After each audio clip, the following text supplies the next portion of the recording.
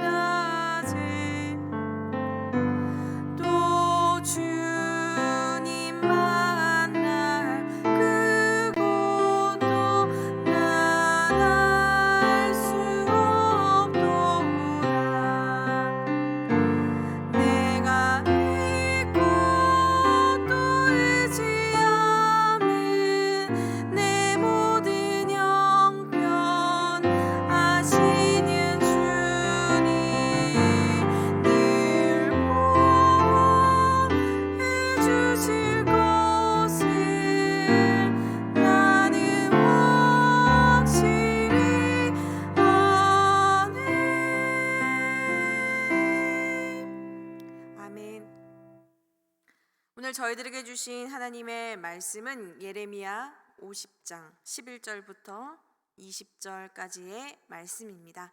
우리 함께 말씀을 읽겠습니다. 나의 소유를 노략하는 자여, 너희가 즐거워하며 기뻐하고 타작하는 송아지같이 발굽을 구르며 굶마같이 우는도다. 그러므로 너희의 어머니가 큰 수치를 당하리라. 너희를 낳은 자가 치욕을 당하리라. 보라, 그가 나라들 가운데의 마지막과 광야와 마른 땅과 거친 계곡이 될 것이며 여호와의 진노로 말미암아 주민이 없어 완전히 황무지가 될 것이라. 바벨론을 지나가는 자마다 그 모든 재난에 놀라며 탄식하리로다. 바벨론을 둘러 대열을 버리고 활을 당기는 모든 자여 화살을 아끼지 말고 쏘라. 그가 여호와께 범죄하였음이라. 그 주위에서 고함을 지르리로다. 그가 항복하였고 그 요새는 무너졌고 그 성벽은 허물어졌으니 이는 여호와께서 그가 행한 대로 그에게 내리시는 보복이라. 그가 행한 대로 그에게 갚으시는도다. 파종하는 자와 추수 때에 낫을 잡은 자를 바벨론에서 끊어버리라. 사람들이 그 압박하는 칼을 두려워하여 각기 동족에게로 돌아가며 고향으로 도망하리라. 이스라엘은 흩어진 양이라. 사자들이 그를 따르도다. 처음에는 아수르 왕이 먹었고 다음에는 바벨론의 느부갓네살 왕이 그의 뼈를 꺾도다.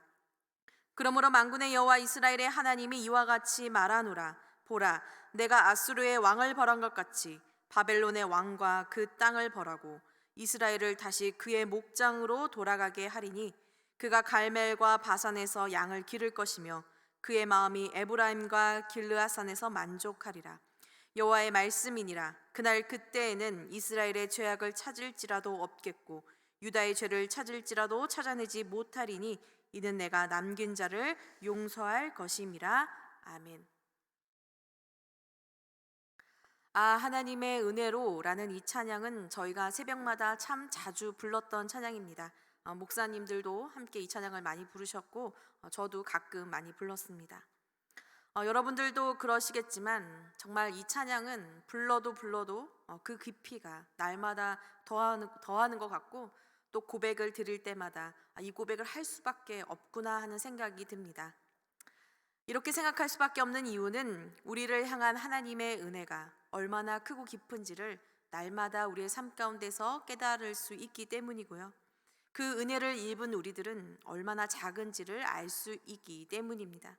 특별히 어제의 말씀과 오늘의 말씀 속에서 나오는 이 바벨론의 멸망과 심판의 말씀을 보면서 하나님은 얼마나 공의로우신 하나님이신지, 또한 그 공의와 마찬가지로 그만큼 당신의 백성을 사랑하셔서 그 백성을 위해 일하시는지를, 그 은혜를 깨달을 수 있게 됩니다. 어제 말씀 6절을 보면 하나님은 이스라엘 백성들을 가리켜 잃어버린 양떼라고 말씀하고 있습니다. 마치 누가복음 15장에 나오는 잃어버린 한 마리의 어린 양과 같이 이 이스라엘을 그렇게 비유한 것입니다. 그런데 여러분, 사실 하나님의 입장에서는 잃어버린 양이라고 말씀하고 있지만 사실 양의 입장에서 본다면 그들은 잃어버린 양이 아니라 목자를 떠난 양이다 라고 말하는 것이 더 정확한 표현일 것입니다. 이사야 53장 6절의 말씀을 보면 이런 말씀이 있습니다. 우리는 다 양 같아서 그릇 행하여 각기 제 길로 갔거늘 이라는 말씀입니다. 여러분, 북이스라엘과 남유다는 목자의 음성을 듣지 않았습니다. 목자가 아닌 다른 목소리를 따라 바로 이 말씀처럼 그렇게 목자의 품을 떠난 것입니다. 결국 하나님은 오늘 말씀에도 17절에 이렇게 말씀하고 계십니다. 이스라엘은 흩어진 양이라 사자들이 그를 따르도다 라고 말하는 것입니다. 흩어진 양이 되어 목자를 잃어버렸기 때문에 결국 그들에게는 누가 따른다 라고 말하고 있으니까 사자인, 처음에는 아수르라는 사자, 두 번째는 바벨론이라는 사자가 그들에게 보내졌고 결국 그들은 이 사자들에 의하여 멸망하게 되었다라고 말하고 있습니다. 그러나 여러분, 주님은 바로 이 사자들을 이스라엘에게 보내심으로 이 땅에서 이스라엘을 완전히 지우신 것은 아닙니다. 하나님은 이 땅에서 이스라엘을 지우시기 위하여 그 사자를 사용한 것도 아닙니다. 오히려 하나님은 그 사자를 사용하심으로 이스라엘을 다시 돌아오게 하고자 하셨습니다. 여러분, 먼저 하나님은 어제 말씀에 이어 바벨론이라는 이 사자를 오늘 하나님은 오히려 심판하시겠다라고 말씀하고 계십니다. 여러분, 바벨론이 왜 심판을 받아야 했습니까? 여러분, 오늘 말씀 14절에는 하나님이 그렇게 이 이유에 대해 이렇게 말씀하십니다. 그가 여호와께 범죄하였기 때문이다 라고 말입니다.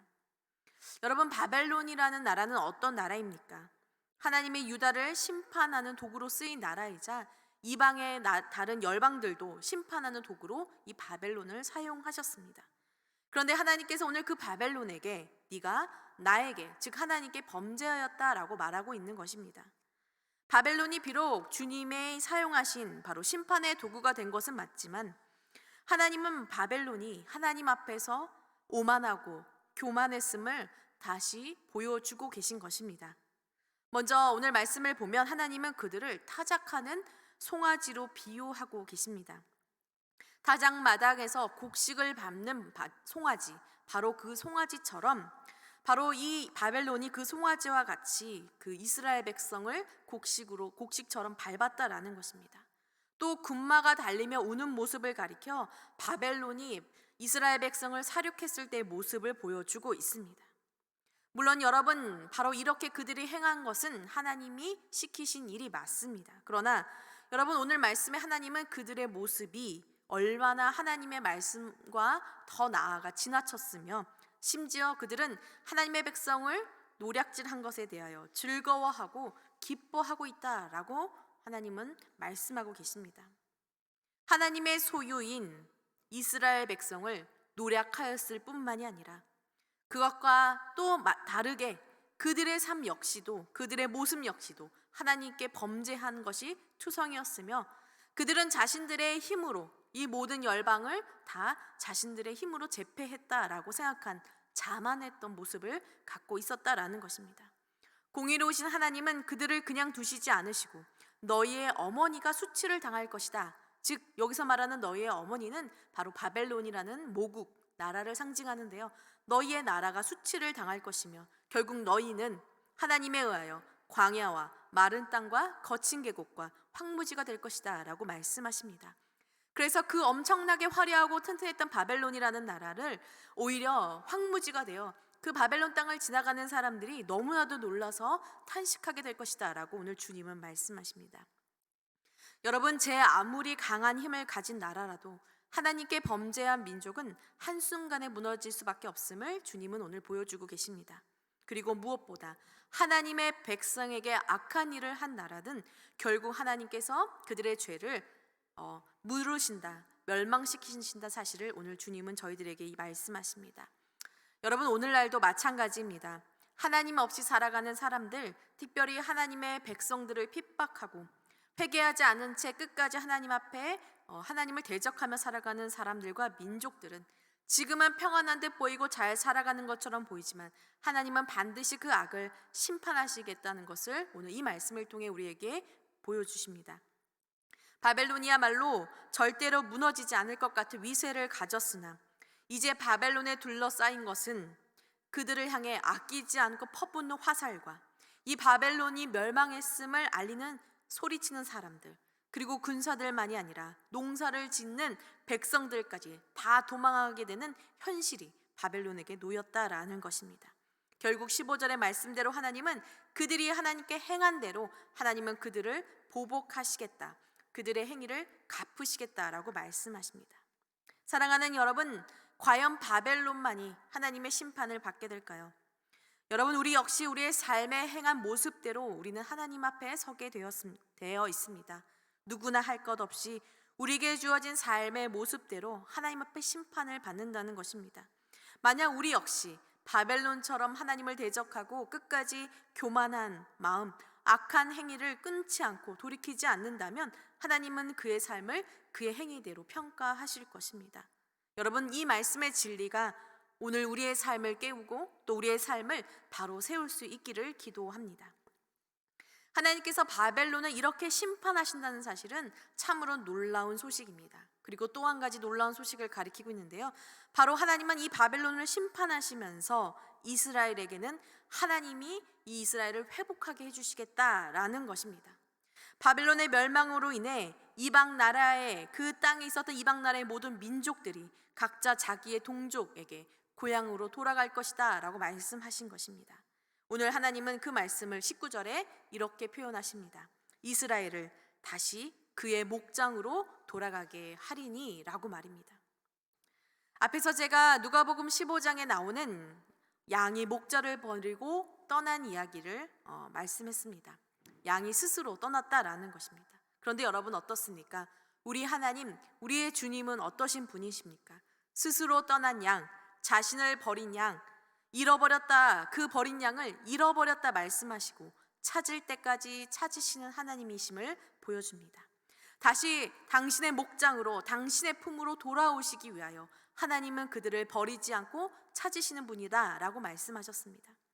시간이 지나서 그냥 우연으로 인하여 바벨론이 저절로 망하고 운이 좋아서 그들이 고향 땅을 밟게 된 것이 아니라 하나님의 사랑 때문에, 당신의 양을 한 번도 잊어버리신 적이 없었던 그 목자의 마음 때문에 직접 하나님이 그들을 안고 돌아오시게 된 것입니다.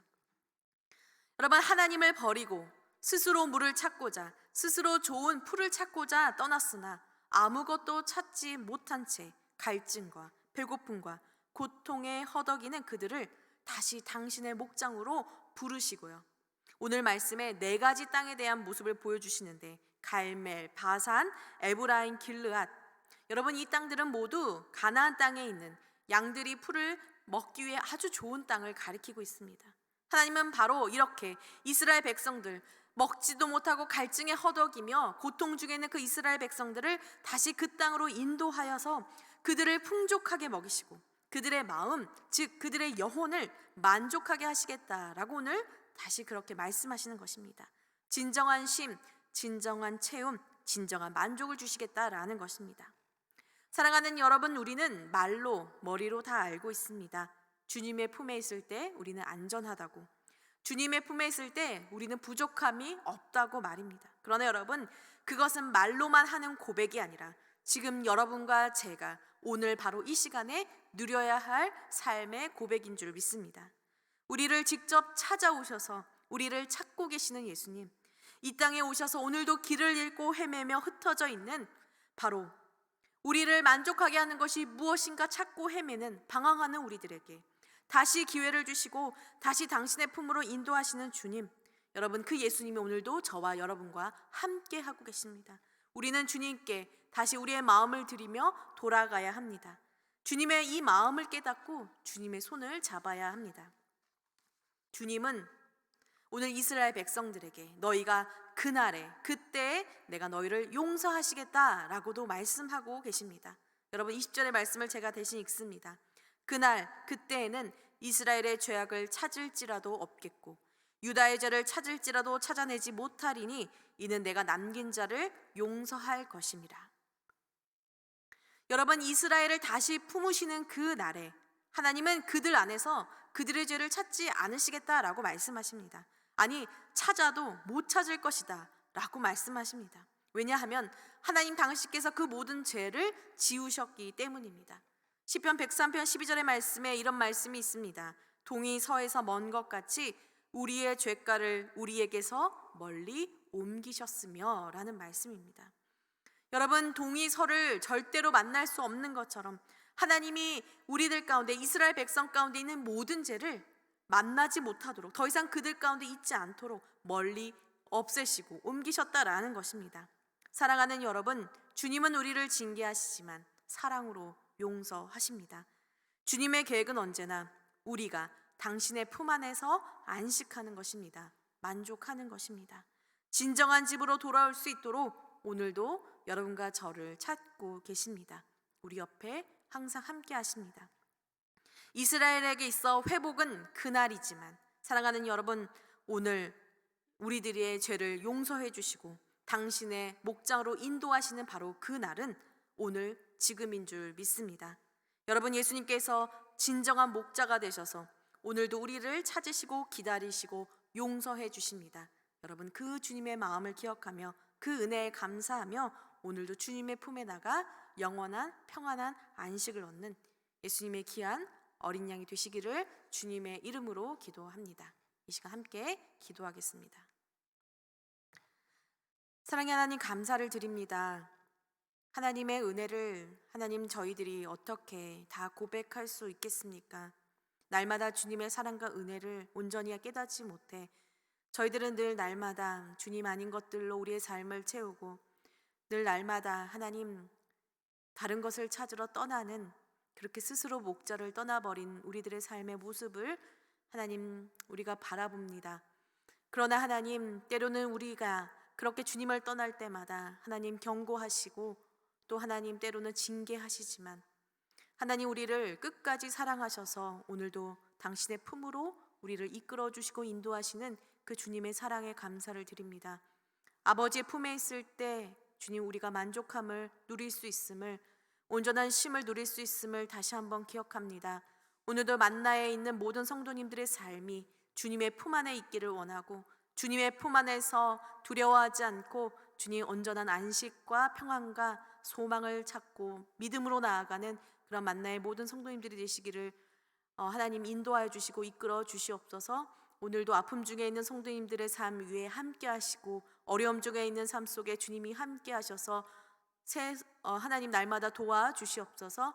이 모든 말씀 예수 그리스도의 이름으로 기도합니다. 아멘.